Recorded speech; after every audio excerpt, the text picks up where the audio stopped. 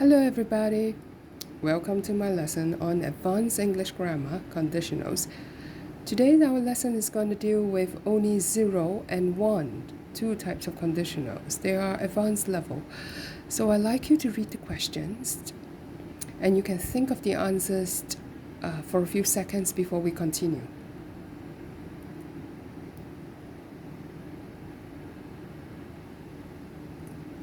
Alright, we are going to do question by question. Now the first one, fish and chips taste better if you squeeze some lemon on them. So we first decide whether we are going to use type 0 or type 1. So in here, if you have chosen to use type 0, you are correct. So let's put in the answers first. Fish and chips taste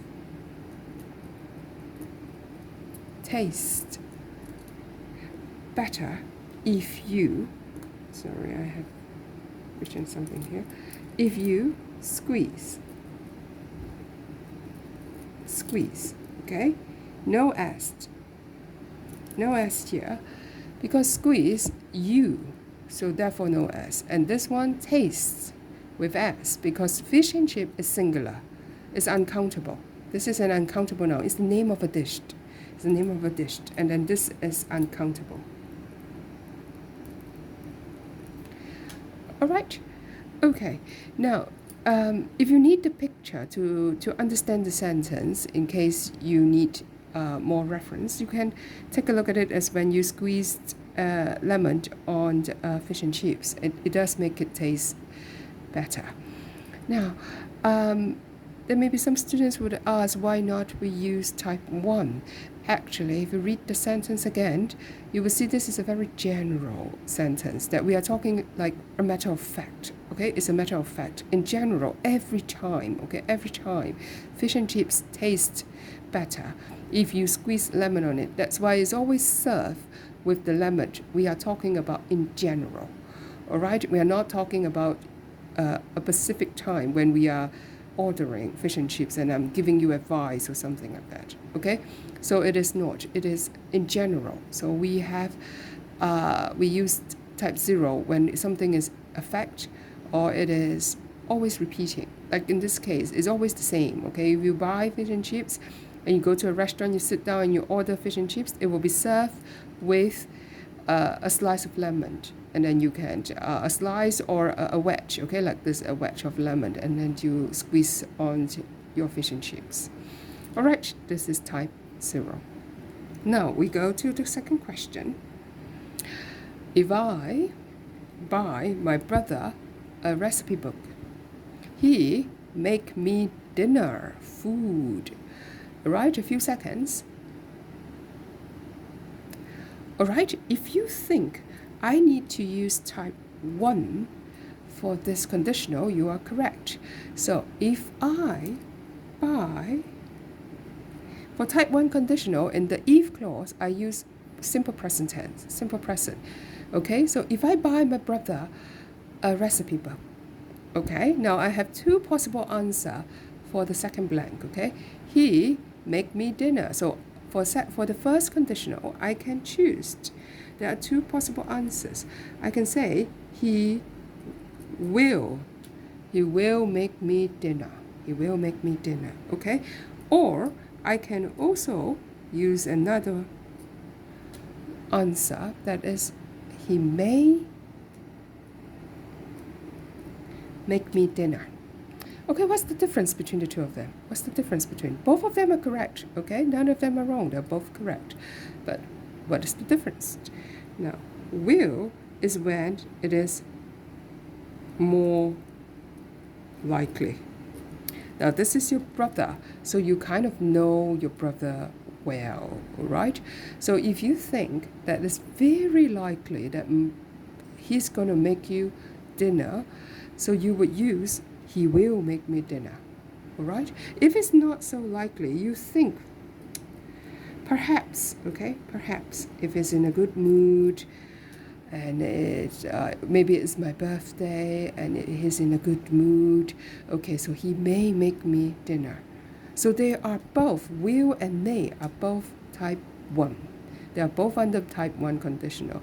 It's a possible future event. So if I buy my brother a recipe book like now, like today, that's why we use simple present tense, okay? It actually all makes sense. So if I buy for him now, he in the future, near future, okay, very likely, okay, he will, if very likely, he will make me dinner. Or if I think there's a chance, okay, he may make me dinner, right? Okay, let's go to the next one, question 3, again a few seconds. All right, now this one is actually a little bit special. This one is type 0, okay, but it's a special kind of type 0 because we are giving advice. We are giving advice. All right, so let's read the question. If milk, okay, the milk that we drink, if milk smell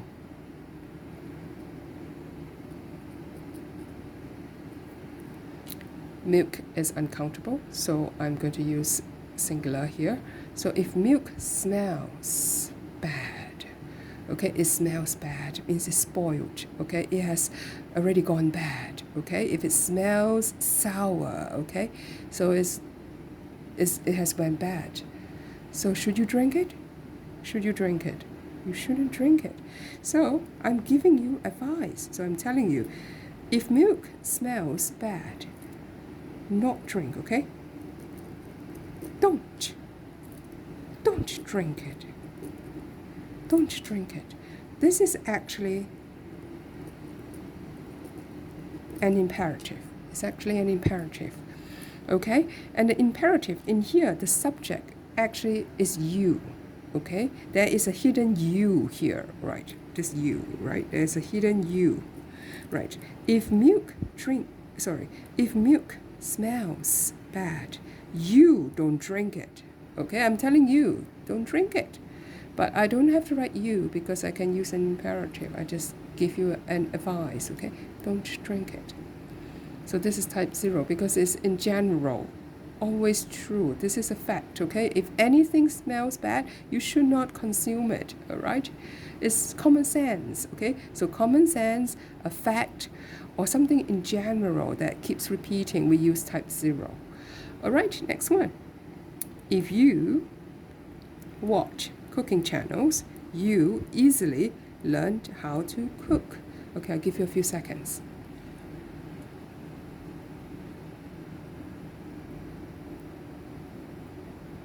All right, now if you think I am going to use type 1, you are right, okay? If you watch, okay? If you watch, so watch, okay? So if you watch cooking channels, you easily learn how to cook. So I think a lot of people may think you will easily learn how to cook. Though it's not wrong, but there's a better answer.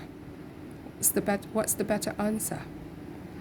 You can easily learn how to cook. Because we are talking about learning how to cook, how to is an ability. It's an ability to do something.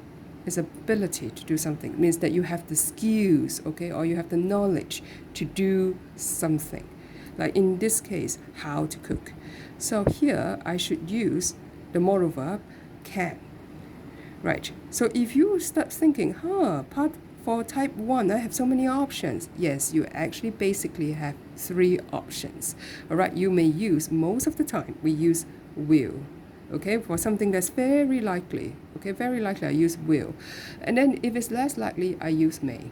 But if I want to emphasize ability to do something, I want to emphasize that somehow I have the skills, knowledge to do something, I would use can. So I can learn how to cook. All right, this may be a bit new for some of you. All right, last question. Again, 5 or a few seconds.